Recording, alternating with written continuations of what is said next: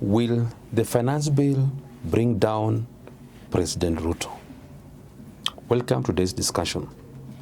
History has taught us painful lessons. Presidents rarely fall because of lack of power.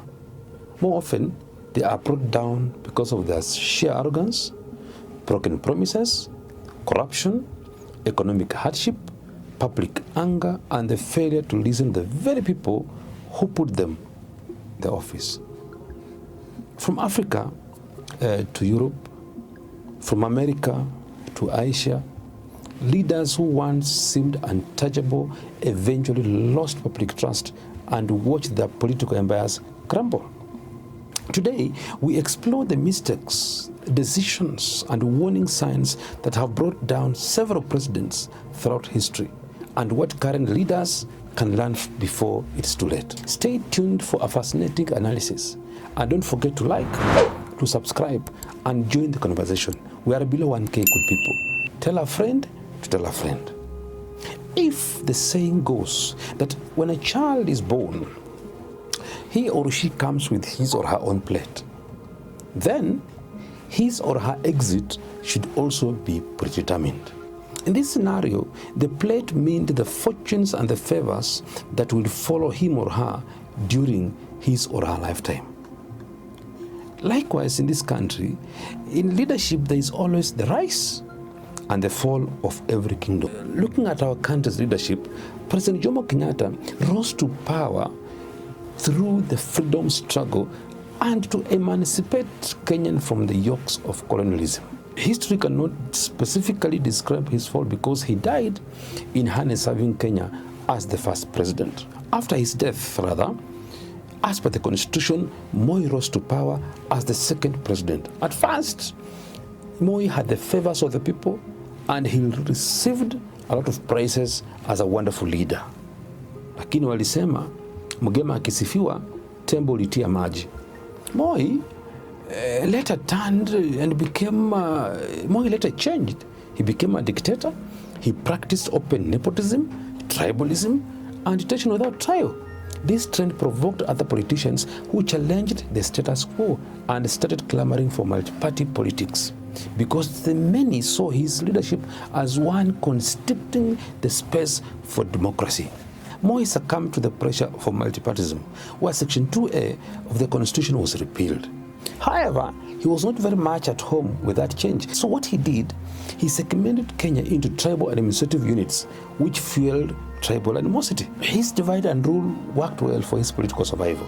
But what became the sky in his conscience were the industrial actions by the Kenyan workers from different departments. First, we had the doctors and nurses from the health sector. Then, the education sector, we had teachers within NAT. This group of people were very relentless, and their actions really affected Moi's leadership.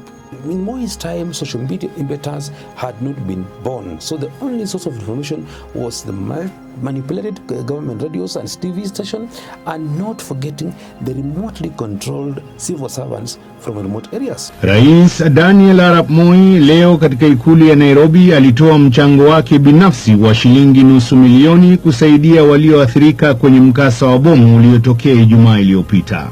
Using them, Moi employed propaganda machinery that worked very well for him. During Moi's time, teachers formed the largest number of civil servants. They were entrenched in deep villages, and any common mwananchi believed strongly what the teacher could say. The teachers then, and maybe now also, were not just a source of information, but they were the reality role models. The unwavering influence in antagonizing Moi's government through frequent industrial actions eventually brought down his reign. As much as the then opposition leaders carried the claim of influencing change in this country, the teachers played a very big role in the area of mobilization and goal realization. Kudos teachers. So, if you agree with the above, please teachers engage and share your thoughts in the comment section. Come to President Kibaki. President Kibaki came to power after beating Uhuru in 2002. Kibaki rose from the notion of a compromising candidate of the anti-Moi crusaders. Kibaki provided correctional leadership. He renewed the hope and the faith of the Kenyans in the country. Kibaki implemented his election pledge of giving Kenya a new constitution and free primary education. However, a few people surrounding him had developed the appetite of doctoring the constitution to favor their selfish interests, triggering divisions among the bloc that put Kibaki to power. This led to divisions during the constitutional making process, and this prompted to have a referendum as a divided house of both the chungwa and the banana. Those who carried the interests of the Kenyans belonged to the chungwa section, and those who carried their own selfish interests belonged to the banana section, of whom Kibaki went to bed with and eventually lost the referendum exercise. This divisive referendum for constitutional change led to the formation of a movement that started challenging the government of Mr. Kibaki. This aggressive challenge ignited the post-election violence, where over 1,000 people lost their lives and several properties destroyed. Despite Kibaki being on record today as Kenya's best president, this was a rotten egg in his face. Come Uhuru Kenyatta. President Uhuru Kenyatta rose to power from the marriage of political convenience between the Kikuyus and the Kalenjins. This happened after their sons became victims of circumstances at their International Court of Criminal Justice after the post-election violence. Uhuru Kenyatta and William Ruto waited politically as a demonstration of peace and ceasefire, casting aspersions to the betrayal hand of Raila Odinga's opposition to politics as the main cause of the 2007 post-election violence. They proceeded and formed the government. But along the way, due to political challenges, internal indifferences, and stability of the country, Uhuru Kenyatta invited Raila Odinga to join the government under the famous banner of handshake to preach peace. The two, President Uhuru Kenyatta and Raila Odinga, coined the Building of Bridges Initiative, which BBI, which for me spiced tribal animosity, as one region was going to selfishly benefit against the others. But this is why the Kenyan legal framework, who many said was sponsored by President Ruto, the then deputy president, seized that opportunistic moment to politicize the BBI for their own political gain, of which they succeeded tremendously. The BBI failed both the test of Kenyan goodwill and the legal test, depicting Uhuru Kenyatta's government in bad light, which eventually brought him down and his preferred successor, Raila Amolo Odinga, in the 2022 presidential general elections. William Ruto. President Ruto rose to power through a platform of betrayal by the people he once assisted politically. President Ruto never shied away from mentioning Raila Odinga and Uhuru Kenyatta as his main culprits. Nataka nimwombe rais wetu wa Kenya, tafadhali bwana rais, you shouldn't be the source of threats in Kenya. He spiced up the betrayal narrative by coming up with two slogans, the dynasty and the hustle nation. He made it look like a game where the electorate were challenged to make a decision before the vote of either choosing being with the hustlers, or the hustler who is himself, or being with the dynasty. He magnified this narrative by saying that the dynasty were the big historical and wealthy names in the country, who determined who rules the country by then. But the hustlers were the spectators who never ascend to power. This infuriated many people, and he got a number of votes because they knew him as a hustler. He's going to actually, for the first time, sit at the helm of power. So when he was done with the hefty politicians and the dynasties, he went to the church and its congregants, portraying himself as a holier-than-thou demeanor. He was the chosen one, and it was the will of God that him as a hustler must be the leader of this country. What a plan, President Ruto. Makofi kwako. The narrative raised the expectations of Kenyans, particularly in terms of employment opportunities, balanced employment development, balanced government development across the regions. The desire and zeal to crush the dynasties was very appetizing.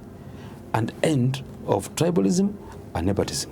Finally, reduce the cost of living among Kenyans. But in his government, President Ruto engaged in what his former deputy calls it, betrayal. This betrayal tag has had a devastating blow on his political appeal in some areas in this country. The cost of living, minimum employment opportunities, and the imbalanced development projects across the region weighs heavily on one side. All that is contributing to this high cost of living is the famous finance bill, of which he was professionally advised against, but he gave it a deaf ear. That led to the mass actions and demonstrations led by the agencies, where the abductions and shoot-to-kill orders devastated many families. Until today, the finance bill has remained the hallmark of Ruto's presidency, and at the same time, it is the thorn in Kenyans' flesh. The ripple effect of this finance bill is unjustified robbery to people's payslips, unwarranted hefty taxes imposed to Kenyans, generation of ethnic animosity amongst Kenyans for no good reason. From the above, I have mentioned that 1. Death removed Jomo Kenyatta from power. 2. Clamor for change. Doctors and teachers demonstrations shook Moi's government. 3. The constitutional change was compromise Kibaki's rule. 4. The handshake and BBI made Uhuru not succeed with his preferred successor. In a nutshell, we realize that President Ruto's predecessors, apart from Jomo Kenyatta, suffered loss because they did something that had angered Kenyans to vote against them. In the comment section, do you think these finance bills will bring down Ruto's government? As we conclude today's discussion, one lesson stands out clearly, that power is not permanent. From one election to another, Kenyan political leaders have learned that public trust is earned, protected, and can also be lost. The reason leaders lose power are often the same reasons others rise to take their place. If you enjoyed this analysis and want more deep insights into Kenyan politics, elections, leadership, and current affairs, please subscribe to Francis Matete TV, like this video, and turn on the notification bell so you never miss out on our next discussions. Thank you for watching. Thank you for your support. Until next time, goodbye.